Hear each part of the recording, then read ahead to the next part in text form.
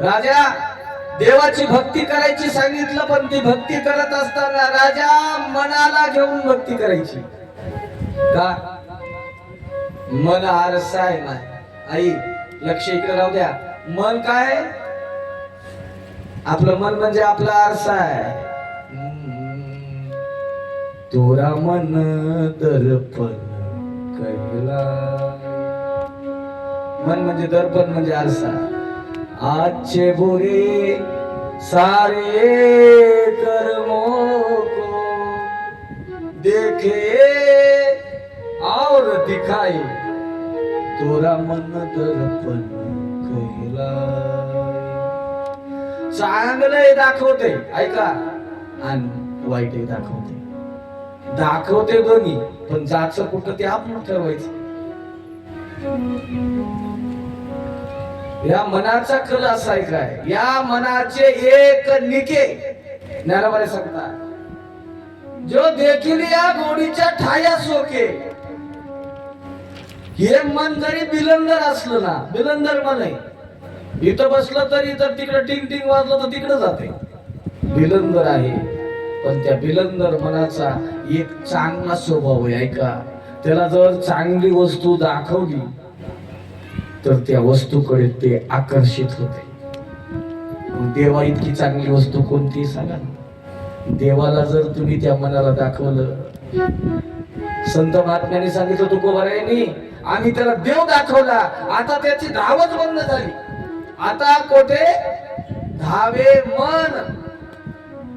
मनाला चांगली वस्तू दाखव राजा, भक्ती करत असताना मनाला घे आणि ती मन घेऊन भक्ती कर. आपल्या श्वास आणि जितेंद्रिय जित संग जित श्वासू. राजाला सांगितलं तू जितेंद्रिय हो, सर्व इंद्रियाला जिंक, श्वासावर नियंत्रण ठेव. एक एक श्वास आणि उच्छ्वास घेत असताना त्या श्वास आणि उच्छ्वासामध्ये सुद्धा आपल्याला देवाचं नाव घेता आलं पाहिजे.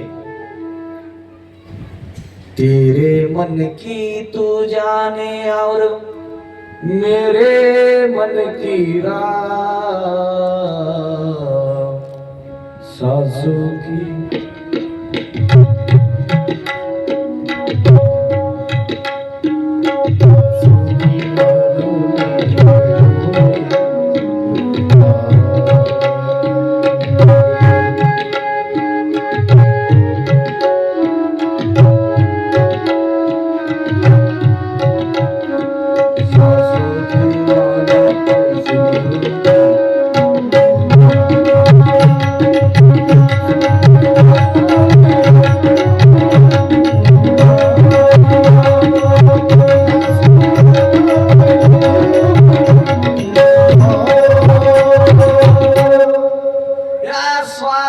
उच्छ्वासामध्ये देवाचं नाव घेता आलं पाहिजे. तुम्ही म्हणसाल महाराजानं हे गाणं सांगितलं, आता तुम्हाला प्रमाण आहे का? ज्ञान देवा मौन जपमाळ अंतरी. ही जपमाळ म्हणजे श्वासो की माला पे सिमरूमय पीका नाव.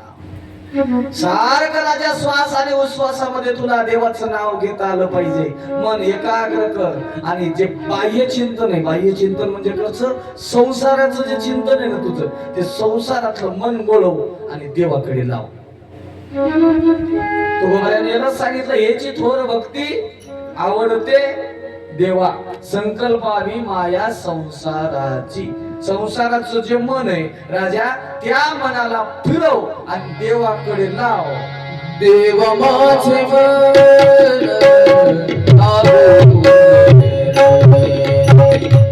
देव माझे मन